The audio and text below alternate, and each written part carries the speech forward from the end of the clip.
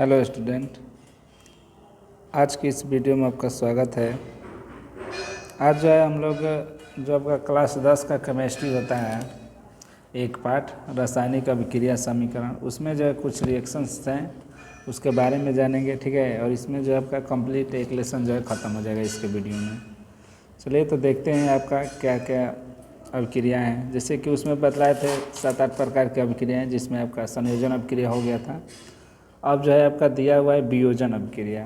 अरे कि वियोजन अभिक्रिया किसे कहा जाता है? ठीक है, तो वह अभिक्रिया जिसमें एकल अभिकर्मक टूटकर, ठीक है, दो या दो से अधिक उत्पाद बनाता है उसे वियोजन अभिक्रिया कहते हैं। ठीक है, यानी कि किस यौगिक का एक या एक से अधिक भागों में जो है, दो या दो से अधिक भागों में जो है टूटने की क्रिया को क्या कहते हैं हम? तो हम जो है वियोजन अभिक्रिया कहते हैं। जैसे में आपका दिया हुआ है कि जैसे में आपका यहाँ पर दिया हुआ है फेरस सल्फेट। ठीक है, तो फेरस सल्फेट आपका दिया हुआ है तो कह रहा है कि क्या? फेरस सल्फेट की वियोजन अभिक्रिया। तो यहाँ पर जो है कि FeSO4 जो है फेरस सल्फेट है, जो टूट कर आपका क्या बनाता है? Fe2O3 plus SO2 SO3। ठीक है, तो यहाँ पर वियोजित हो गए। एक होता है फेरस सल्फेट, लेकिन टूट कर जो है फेरस ऑक्साइड बना दिया, या ferrous trioxide, sulphur dioxide, sulphur trioxide ये बना दिया। ठीक है, यहाँ पर कैल्शियम कार्बोनेट की वियोजन अभिक्रिया। तो यहाँ पर जो आपका कैल्शियम कार्बोनेट है टूट कर जो है दो भागों में हो गया। जैसे कैल्शियम ऑक्साइड बना दिया, ये कैल्शियम ऑक्साइड है, और ये जो है आपका कार्बन डाइऑक्साइड है। ठीक है, और ये जो है आपका क्या है? तो आपका कैल्शियम कार्बोनेट है। ठीक है, तो यहाँ पर जो है अब इसके बाद एक और दिया हुआ है कि सिल्वर ब्रोमाइड भी एक प्रकार की वियोजन अभिक्रिया है। तो सिल्वर ब्रोमाइड AgBr होता है, ये आपका होता है। ठीक है, AgBr ये टूट कर जो है आपका हो गया आपका जो है सिल्वर हो गया, ये हो गया आपका ब्रोमीन Br। ठीक है, तो इस तरह से जो है हम लोग जान गए इसके बारे में। ठीक है, तो इस अभिक्रिया का उपयोग जो है श्याम श्वेत फोटोग्राफी में भी किया जाता है ना। श्याम माने काला होता है, काला श्वेत फोटोग्राफी में आपका किया जाता है। ठीक है, तो अब जो है इसके बाद अब हम जानेंगे आगे। चलिए इसमें देखिए क्या है, ऊष्माक्षेपी अभिक्रिया। तो ऊष्माक्षेपी अभिक्रिया आपका दिया हुआ है, कह रहा है कि वह अभिक्रिया जिसमें ऊष्मा ऊर्जा के रूप में उत्सर्जित होता है। ठीक है, वह अभिक्रिया जिसमें ऊष्मा जो है ऊर्जा के रूप में उत्सर्जित होता है उसे ऊष्माक्षेपी अभिक्रिया कहते हैं। या बोल सकते हैं जिस अभिक्रिया में ऊष्मा उत्पन्न होती है उसे ऊष्माक्षेपी अभिक्रिया कहते हैं। ठीक है, उदाहरण के तौर पे आपका दिया हुआ है प्राकृतिक गैस का दहन। ठीक है, प्राकृतिक गैस का दहन में आपका है मीथेन CH4, मीथेन जो आपका CH4 जो है आपका मीथेन हो गया, ये मीथेन है आपका, और ये ऑक्सीजन है, क्योंकि ऑक्सीजन की उपस्थिति में किसी पदार्थ का दहन होता है। तो ये जो है आपका संयोजित हो रहा है और यहाँ पर बना रहा है CO2 गैस 2H2O, और प्लस में जो आपका ऊर्जा बना दे रहा है। ठीक है, तो इस तरह से जो है प्राकृतिक गैस का दहन हो गया, क्योंकि इसमें ऊर्जा निकल रहा है, और ये जो है ऊष्माक्षेपी अभिक्रिया है। ठीक है, चलिए आगे जो है आपका दिया हुआ है, आगे दिया है कि श्वसन एक ऊष्माक्षेपी अभिक्रिया है। ठीक है, श्वसन एक जो है आपका ऊष्माक्षेपी अभिक्रिया है। तो श्वसन एक आपका ऊष्माक्षेपी अभिक्रिया है। तो इसके बारे में हम लोग जानेंगे कि किस प्रकार से जो है श्वसन एक ऊष्माक्षेपी अभिक्रिया। हमने जान लिया कि ऊष्माक्षेपी अभिक्रिया जो है ऊर्जा उत्पन्न होती है। ठीक है, तो अब हम जानेंगे। देखिए कह रहा है कि मनुष्य को जीवित रहने के लिए हमें ऊर्जा की आवश्यकता होती है। ठीक है, और इसके बाद जो है आपका दिया हुआ है मनुष्य को जीवित रहने के लिए हमें ऊर्जा की आवश्यकता होती है। यह ऊर्जा हमें भोजन से प्राप्त होती है। ठीक है, हम भोजन करते हैं तो आपका जो है ऊर्जा मिलती है। ठीक है, पाचन क्रिया के समय जो पाचन होता है उसके समय जो खाद्य पदार्थों में टूट जाते हैं, पाचन क्रिया के समय जो खाद्य पदार्थों में टूट जाते हैं, जैसे कि चावल, आलू, ब्रेड में कार्बोहाइड्रेट होता है। कार्बोहाइड्रेट के टूटने से ग्लूकोज प्राप्त होता है। यह ग्लूकोज हमारे शरीर की कोशिकाओं में उपस्थित ऑक्सीजन से मिलकर, ठीक है, हमें ऊर्जा प्रदान करता है। इस अभिक्रिया का नाम है श्वसन। ठीक है, तो इस तरह से हमने जान लिया। अब यहाँ पे कुछ रिएक्शन दिया हुआ है, तो कुछ रिएक्शंस जो है दिया हुआ है साग सब्जियों का विघटित होकर कंपोस्ट बनना भी ऊष्माक्षेपी अभिक्रिया का उदाहरण है। यानी कि साग सब्जी विघटित होता है और कंपोस्ट बनता है, तो उससे भी हमारा ऊर्जा उत्पन्न होता है। तो उसको भी हम बोल सकते हैं की ऊष्माक्षेपी अभिक्रिया है। ठीक है,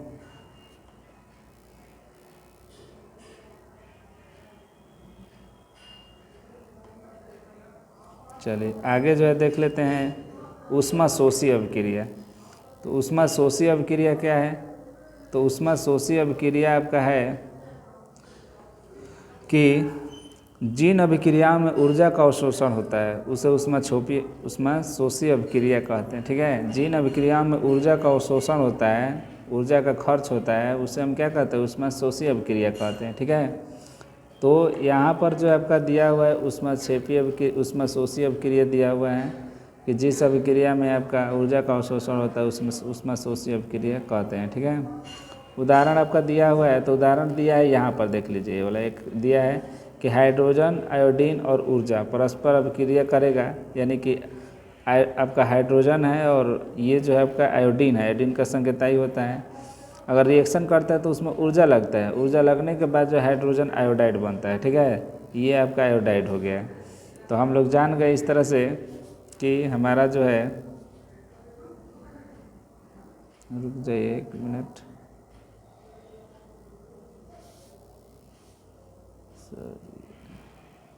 चलिए हो गया।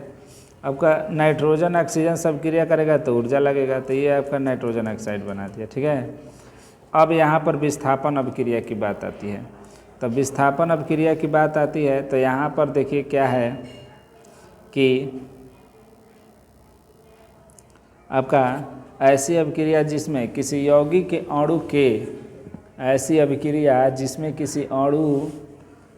किसी यौगिक के अणु के किसी एक परमाणु अथवा समूह के स्थान पर कोई दूसरा परमाणु अथवा समूह आ जाता है तो विस्थापन अभिक्रिया कहलाता है। ठीक है, यानी कह सकते हैं कि किसी शक्तिशाली परमाणु द्वारा किसी कमज़ोर परमाणु को विस्थापित कर देना ही विस्थापन अभिक्रिया कहलाता है, नहीं उसको हटा देने का मतलब। ठीक है, तो यहाँ पर जो जिंक जो है आपका Zn है प्लस CuSO4 है। ठीक है, तो यहाँ पर देखिए जो आपका कॉपर होता है, कॉपर, ये जो कॉपर है आपका यहाँ पर इसमें जो कॉपर Cu दिखाई दे रहा है वो जो है उसकी क्रियाशीलता जो है जिंक से, Zn जिंक होता है, इससे कम होती है। इसलिए क्या होता है कि आपका जो है विस्थापित कर देता है। ठीक है, तो जिंक जो है इसको विस्थापित कर देगा तो हमारा जो है नया पदार्थ बनेगा जिंक सल्फेट और Cu बाहर निकल जाएगा। ठीक है, इसी तरह से FeCuSO4 है तो Fe जो है Cu के जगह पे चल जाएगा, क्योंकि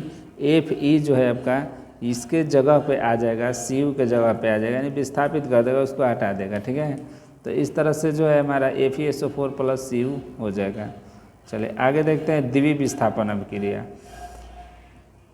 कह रहा है कि वे अभिक्रियाएं जिनमें अभिकारकों के बीच आयनों का आदान प्रदान होता है उसे द्विवीय विस्थापन अभिक्रियाएं कहते हैं। ठीक है, तो अब यहाँ पर दिया हुआ है कि Na2SO4 plus BaCl2 arrow BaSO4 plus 2 NaCl, तो यहाँ पर विस्थापित हो गया है, एक दूसरे चेंज हो गए। जैसे कि आपका जो इसमें का सोडियम है, इसमें का सोडियम इसके क्लोरीन के साथ रिएक्शन कर बैठा है। ठीक है, और इसमें का जो आपका बेरियम है सल्फेट के साथ रिएक्शन कर बैठा है। ठीक है, तो हमारा जो है BaSO4 प्लस 2 NaCl बन गया है। चलिए ये जो है आपका है ना ये वाला, तो इसको ध्यान देना है। चलिए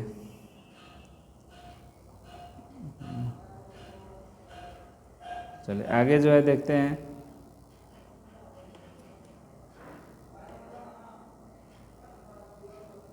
चलिए आगे जो है उपचयन अभिक्रिया है। ऐसी अभिक्रिया जिसमें ऑक्सीजन की वृद्धि हो तथा हाइड्रोजन का त्याग हो उसे उपचयन अभिक्रिया कहते हैं ना, यानी कि ऐसी अभिक्रिया जिसमें ऑक्सीजन का संयोग और हाइड्रोजन का वियोग हो उसे हम क्या कहेंगे? उपचयन अभिक्रिया कहते हैं। उदाहरण के लिए जो है आपका है, देखिए यहाँ पर जो है आपका क्या है, ये जो है आपका मैग्नीशियम है और ये जो है आपका क्या है, ऑक्सीजन है। जब ये दोनों रिएक्शन किया तो आपको जो है बना दिया क्या, मैग्नीशियम ऑक्साइड 2MgO। ठीक है, इसके बाद अगर देखिएगा आप तो यहाँ पर जो है क्या है आपका कॉपर है, Cu कॉपर, इसके बाद जो है ऑक्सीजन है। ठीक है, दोनों रिएक्शन करेगा तो क्या बना देगा, कॉपर जो है ऑक्साइड बना देगा। ठीक है, इस तरह से जो है हमारा संतुलित हो गया है। ठीक है, चलिए अब आगे जो है, चलिए अगला देखते हैं हम लोग अपचयन अभिक्रिया। ठीक है, तो अपचयन अभिक्रिया में क्या है हमारा, ये जो आपका अपचयन अभिक्रिया हो गया। ठीक है,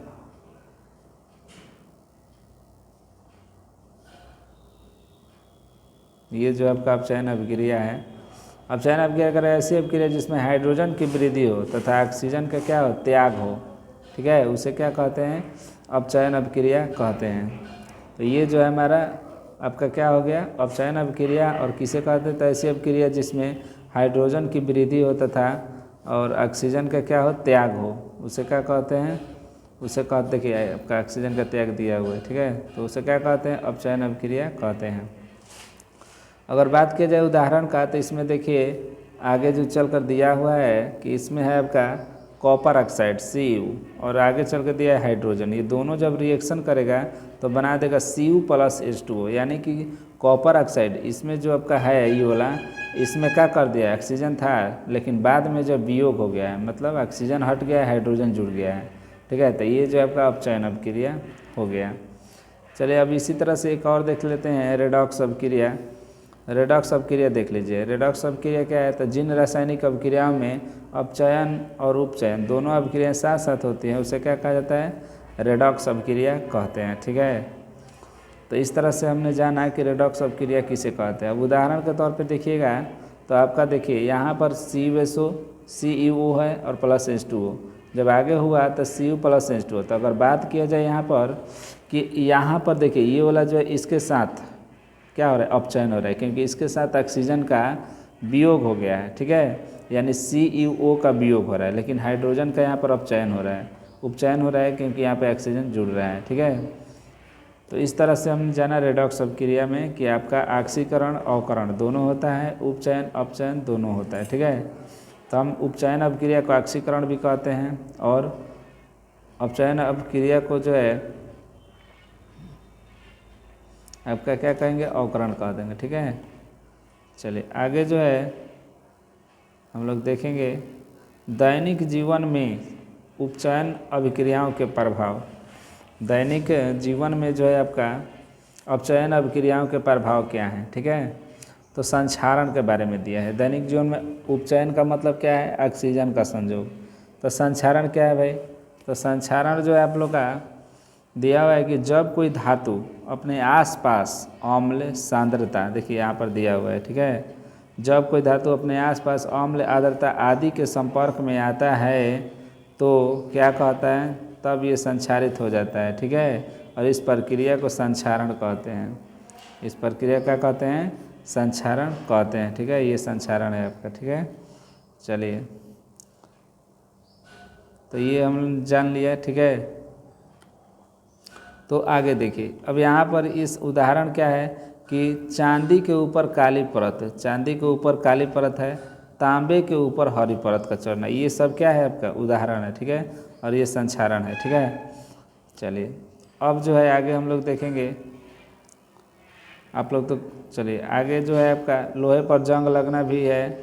लोहे पर जंग लगना ये जो है आपका क्या है, आपका संक्षारण का उदाहरण है। ठीक है, तो ये जो है हमारा पता चल गया। ठीक है, चलिए अब जो है हम लोग देखेंगे विकृत गंधिता क्या है। विकृत गंधिता, तो विकृत गंधिता क्या है, तेल व वासा के उपचयित हो जाने पर, तेल व वासा के उपचयित हो जाने पर मतलब ऑक्सीजन का संयोग हो जाने पर ये विकृत गंधित हो जाते हैं। ठीक है, तथा इनकी गंध और स्वाद में परिवर्तन हो जाता है जो। ठीक है, इनमें प्रति ऑक्सीकारक मिलाकर अथवा भोज्य पदार्थों को निर्वातित पात्रों में रखकर अथवा इनमें नाइट्रोजन प्रवाहित कर इस प्रक्रिया को रोका जा सकता है। ठीक है, यानी कहने का मतलब है कि जब कोई पदार्थ खराब होने लगता है, उसमें ऑक्सीजन का संयोग होता है, जैसे बासी भोजन हो गया तो विकृत गंधित हो, खराब गमकने लगता है, तो उसका स्वाद भी क्या होता है, बदल जाता है, परिवर्तन हो जाता है। ठीक है, अब यहाँ पर क्या है कि इनमें प्रति ऑक्सीकारक मिलाकर, ठीक है, यानी जो ऑक्सीकारक कर रहा है उसका उल्टा जो पदार्थ मिलाकर भोज्य पदार्थों को निर्वातित पात्रों में, मतलब ऐसे बर्तन में रखना है जिससे जो है आपका पदार्थ जो है खाने वाला ख़राब ना हो, ठीक है। जैसे फ्रिज हो गया, रोटी रखने वाला भी होता है कुछ पदार्थ जिसको बढ़िया से रखा जा सकता है। तो इस तरह से हमने जाना है कि ये जो है आपका नाइट्रोजन प्रवाहित करके इस प्रक्रिया को भी रोका जा सकता है, ठीक है। चलिए, ये हुआ हमारा क्या, विकृत ग्रंथिता हो गया, विकृत ग्रंथिता, ठीक है। और ये संक्षारण के बारे में हमने पढ़ा। और ये जो है हमारा कोचिंग है, टॉपर कोचिंग सेंटर, ठीक है। इस बार का हाईएस्ट स्कोर जो है मैट्रिक का 2023 का 460 नंबर जो है हम लोग का स्कूल टॉप किया है, ठीक है। चलिए आगे बढ़ते हैं। उदाहरण के तौर पे दिया है क्या भाई, तो उदाहरण के तौर पर दिया है, उदाहरण के तौर पर देखिए क्या दिया है।